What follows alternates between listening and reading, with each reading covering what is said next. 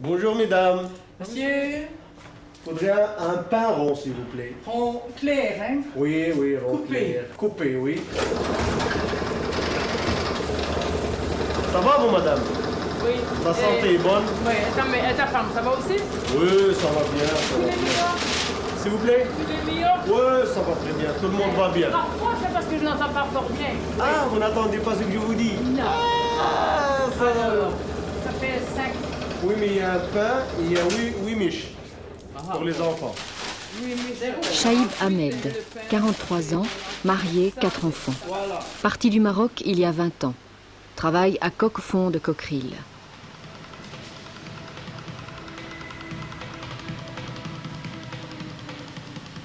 Il nous dit sa vie, ses convictions, ses espoirs, son attachement à la Belgique, son combat syndical à la FGTB. Pour le moment, il n'y en a aucun. Florent. L'autre, c'est pas wallon, l'autre, c'est pas wallon.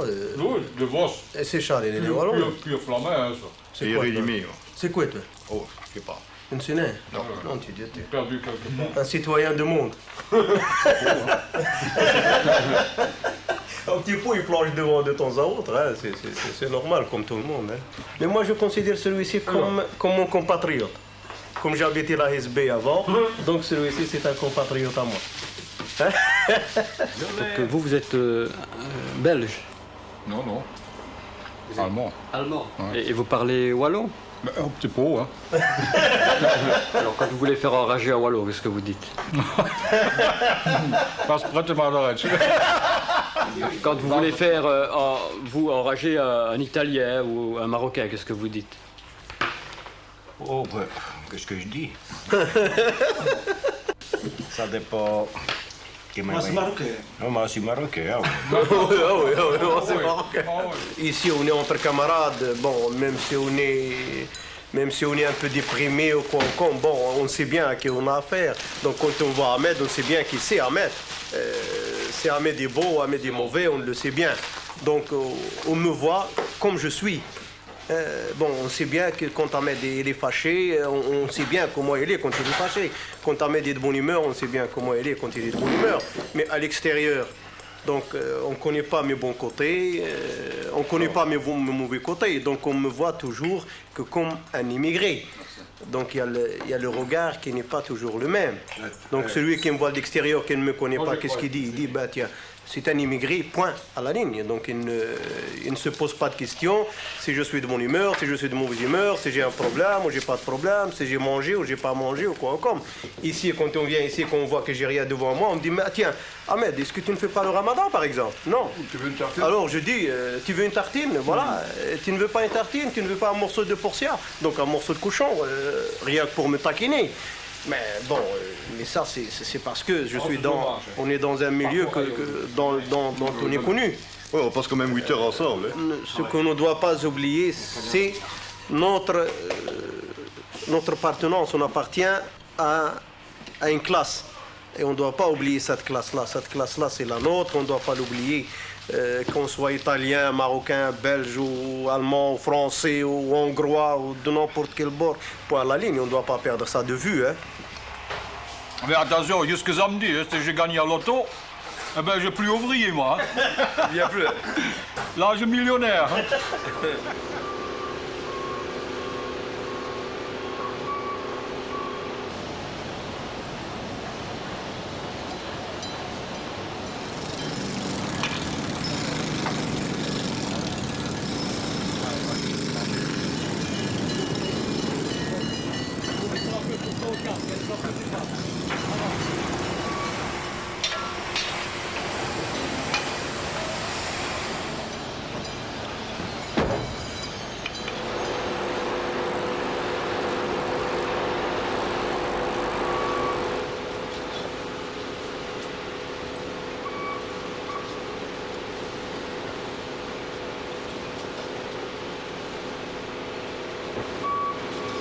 Je me suis engagé dans le syndicalisme côté de la sécurité, c'est pour améliorer l'ordinaire et pour faciliter un petit peu le travail à nos camarades.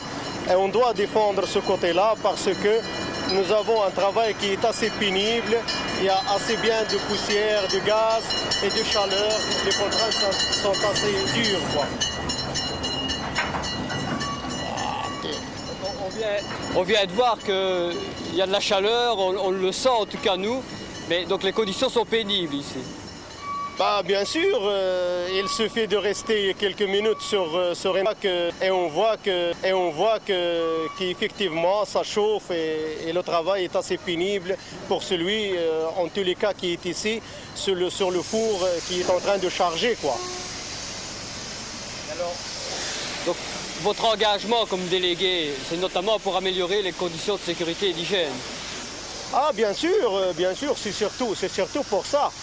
C'est surtout pour améliorer donc, le travail, pour un petit peu faciliter la tâche à nos camarades et ne pas les laisser toujours effectuer ce travail-là dans cette pénibilité.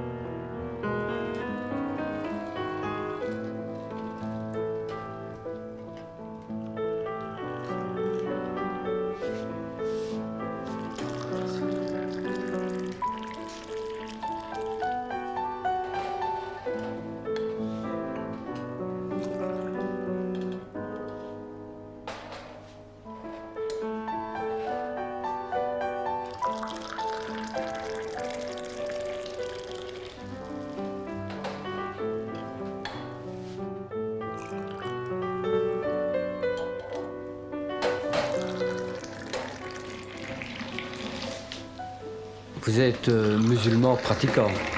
Oui, je suis musulman pratiquant. Je suis un musulman tout court. Je pratique l'islam.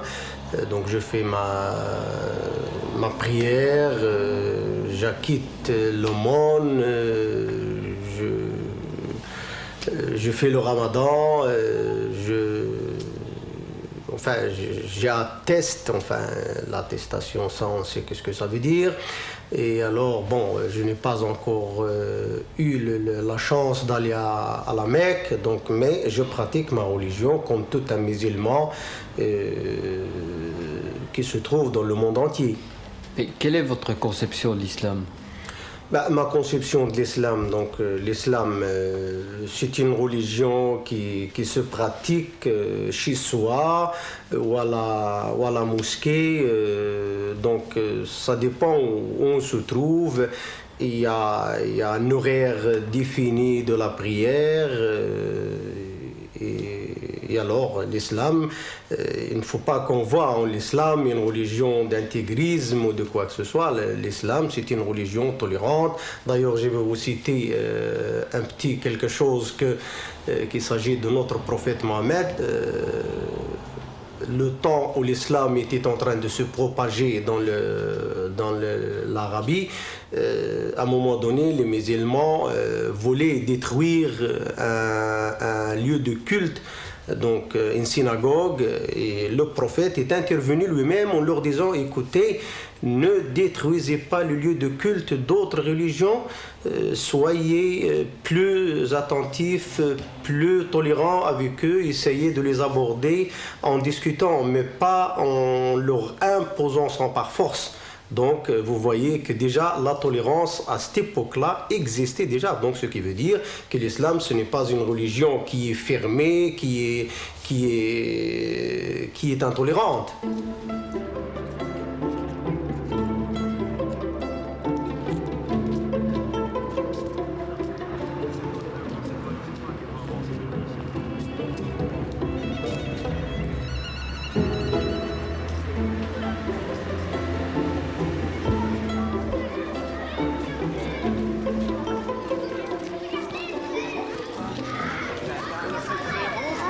Vous rendez, monsieur le directeur. 7-0. Oui, 7-0, normalement, ils doivent être gênés. Ah, mais il paraît que la défaite fait grandir. Hein. Ben oui. Voilà.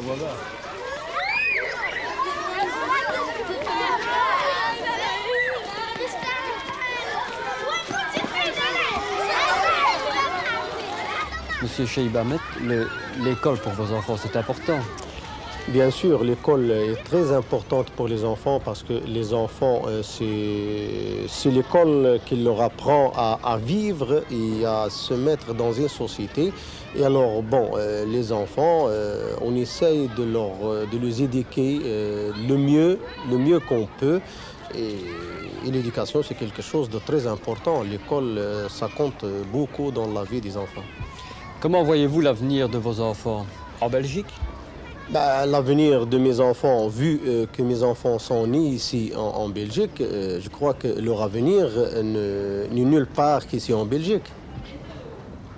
Alors, on constate quand même chez les adolescents maghrébins un malaise. Comment l'expliquez-vous, vous, ce malaise? Vous savez, le malaise qui est actuellement dans la communauté maghrébine, surtout, c'est parce qu'ils se sentent un petit peu exclus. Il y a l'exclusion de départ, le mal vivre à l'école, un petit peu d'indifférence, l'éducation n'est pas tout à fait complète, ils sont exclus à un certain âge de l'école et tout ça, et alors ça crée un malaise.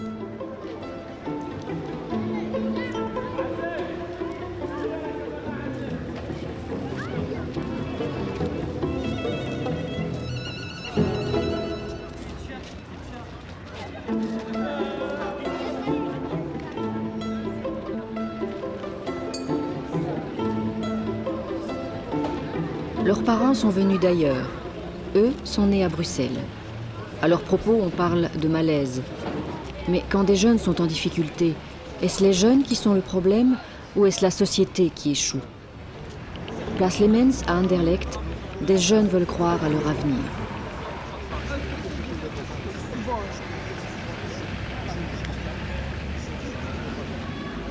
On est l'avenir. Ça, c'est l'avenir de demain, quoi. Nous, on est de la nouvelle génération, quoi. C'est cette génération. Faut que ça marche, quoi, avec nous. Une fois que ça marche avec certains, quand tout le monde va voir que ça marche, tout le monde va y aller. C'est un cercle vicieux, quoi. Oui, mais quand on dit que tout le monde est des délinquants ici, qu'est-ce que vous dites? Ce qu'on dit, tout le monde, c'est facile à dire tout le monde. Vous savez pourquoi? Parce qu'on généralise toujours le problème. On voit un arabe qui casse quelque chose, c'est tout. C'est tous les arabes. Ils généralisent les problèmes. Regardez les petits ici. Il y a au moins 5 contrôles de police par jour. Qu'est-ce que vous croyez que ça leur apporte aux petits? Rien. Rien. Qu'est-ce qu'ils disent? Les grands, c'est tous des voleurs. Et comme nous, on est là, c'est nos grands frères, on doit devenir comme eux. C'est ça, ça leur permet aucune chance. Ils ont plus de chance. Celui-là, il regarde, il a 12 ans, il dit qu'il aime déjà l'école, ça commence à le faire chier. C'est normal que ça va pas, ça. Qu'à 16 ans, il en aura marre. Qu'est-ce que vous voulez qu'il fasse, ce petit? Il va suivre, soi-disant, son grand frère. Pour lui, son grand frère est un voyou. Pourquoi? Parce que les flics viennent 5 fois chez lui par jour. Il est assis là-bas, calmement, en train de fumer une cigarette. Ils viennent chez lui, contrôle d'identité. On va pas aussi dire que tout le monde est honnête ici, ça serait un mensonge. Hein. Mais tout le monde n'est pas aussi malhonnête. Ça existe partout, de la malhonnêteté, hein, chez tout le monde, hein, dans toutes les races, dans toutes les sociétés, il y a de la malhonnêteté. Il faut comprendre qu'il y a des jeunes ici qui travaillent. Il y a des jeunes qui vont à l'école, il y a des jeunes qui veulent s'en sortir, mais qu'ils n'arriveront pas tout seuls et qu'il faut les aider, qu'il faut les encadrer, qu'il faut les pousser, et vice-versa. Vous vous sentez délaissé ici? Comment ça, délaissé? Est-ce que vous avez l'impression que personne ne s'occupe de vous? Non, c'est pas que personne ne s'occupe de nous, mais... C'est qu'il n'y a rien, il n'y a rien. Il n'y a rien à faire dans ce quartier. Si vous voulez, c'est un quartier, il y a une place, il n'y a rien à faire. Il n'y a même pas de terrain, un terrain de foot. Vous allez voir là-bas, c'est que des pierres, des petits cailloux comme ça. Si vous voulez jouer dedans, vous tombez ou bien une mauvaise chute, vous coupez. Vous ne savez même pas jouer dedans, vous ne savez même pas shooter sur la balle, c'est normal. Ils ont voulu construire, ils ont fait juste une petite allée, c'est tout. Le reste, ils ont laissé tomber. Comment est-ce que tu vois ton avenir ici? L'avenir, il faut voir l'avenir des jeunes et des moins jeunes. Notre avenir, il est presque compromis, quoi. Si nous, on peut les aider à eux à s'en sortir, c'est l'idéal. Donc tu penses plus aux plus jeunes qu'à toi-même, quoi, je veux dire. Ouais, quand même. Parce que maintenant, ils vont commencer à nous encercler ici, mais il y a beaucoup de jeunes. Et ceux-là, ils n'arriveront pas à s'en sortir.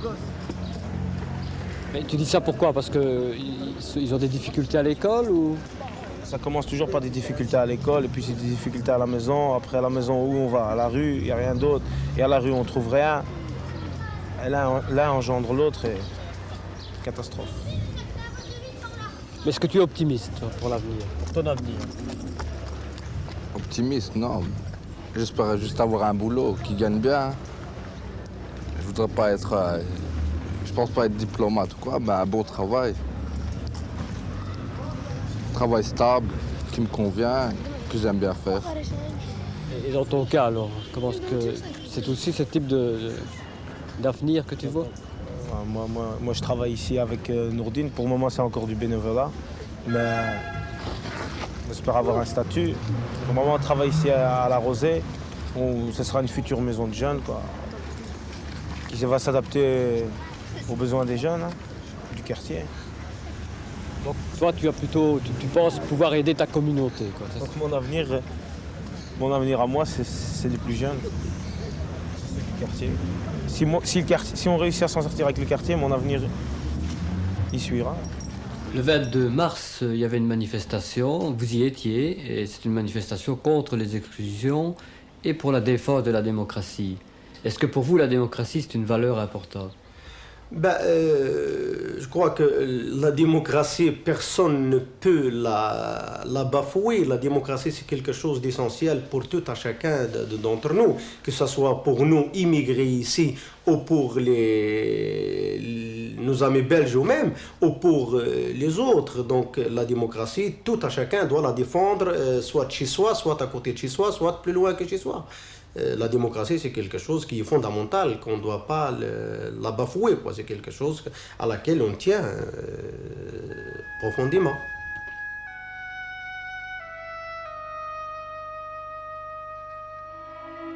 En mai 1940, en Belgique, près de Gembloux, plus de 2000 soldats marocains sont morts pour la liberté et la démocratie. Qui le sait? L'enseigne-t-on aux jeunes? Pourtant, sans mémoire, l'avenir n'a pas d'horizon.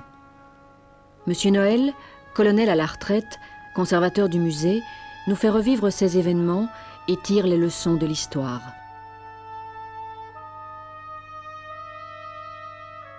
Il faut savoir que le 10 mai 40, au moment où les forces allemandes franchissaient la frontière belge, les forces alliées, britanniques et françaises, se portaient en Belgique de manière à occuper une position défensive au centre de la Belgique qui en fait prolongeait la ligne Maginot vers le nord, en suivant la vallée de la Meuse d'abord, et ensuite à hauteur de Namur, où se trouvait les forts de Namur, tenus par le 7e corps belge, et ensuite la position tenue par la première armée française entre Wavre et Namur.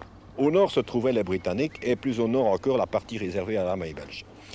Dans cette première armée française entre Wavre et Namur se trouvaient 6 divisions d'infanterie pour défendre cette position. 3 divisions motorisées et 3 divisions se déplaçant à pied.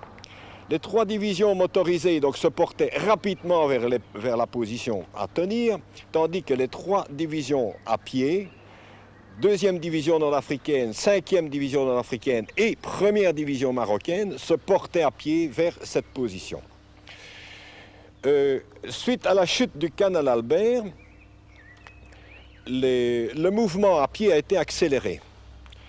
La première armée française a mis en œuvre le maximum de transport pour pouvoir amener le maximum de troupes le plus rapidement possible. Toutefois, là, au sein de la première division marocaine, le 7e régiment de tirailleurs marocains n'a pu être embarqué et a dû donc faire l'entièreté du parcours à pied.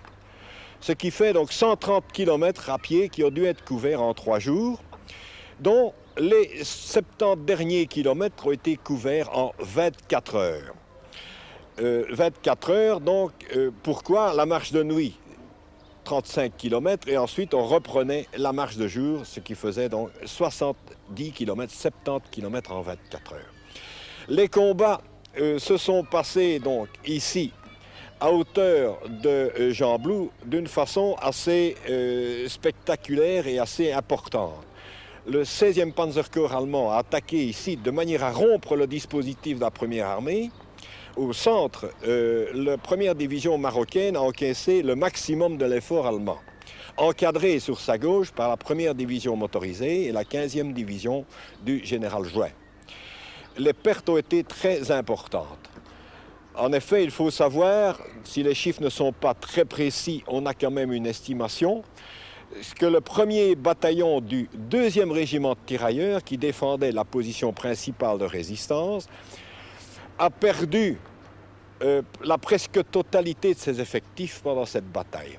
En fait, sur les 800 hommes, à peu près 800 à 900 hommes, en ligne le 14 mai, 76, le 15 mai au soir, se sont repliés vers l'arrière, mission terminée.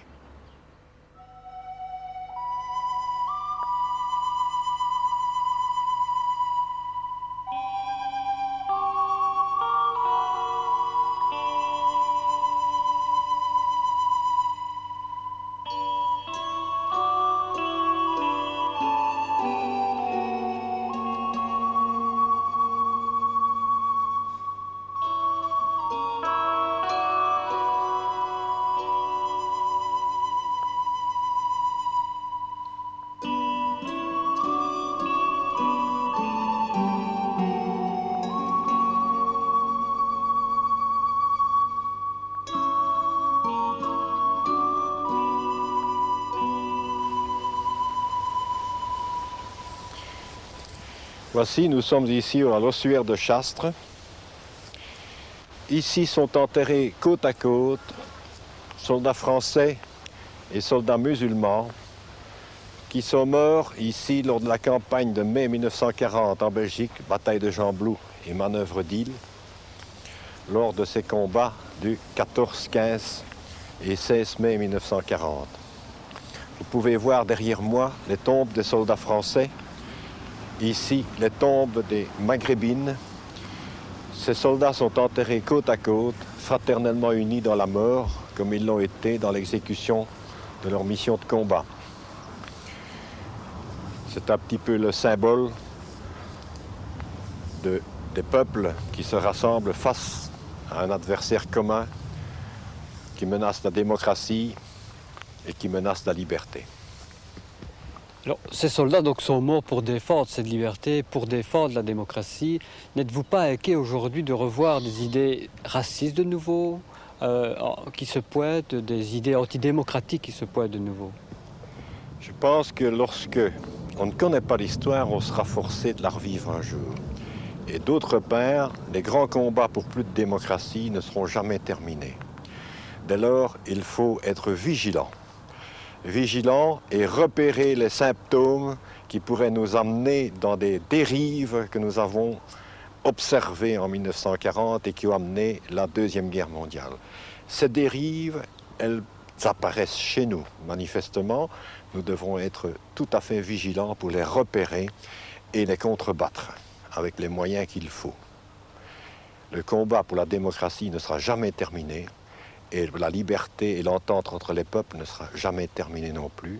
C'est à nous de bien étudier l'histoire, de bien la connaître, de manière à éviter les renouvellements des grandes catastrophes guerrières que nous avons connues, qui nous ont précédés.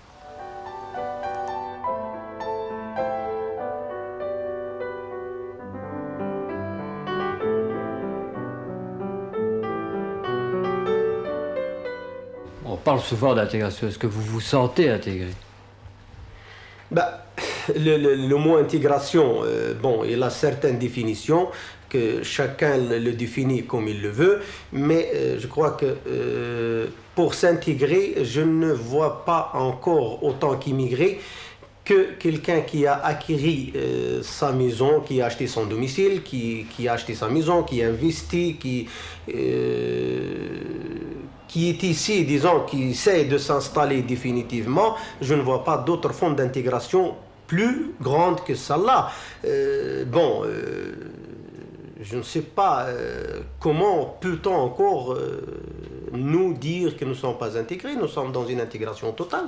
Donc, vu que nous sommes ici, nous investissons ici, nous vivons ici toute notre vie de tous les jours, nous travaillons ici, nos enfants sont nés ici, il y a toute une vie qui se passe ici. Donc, il n'y a pas d'autre chose que ça. On va boire le thé. Voilà, s'il vous plaît.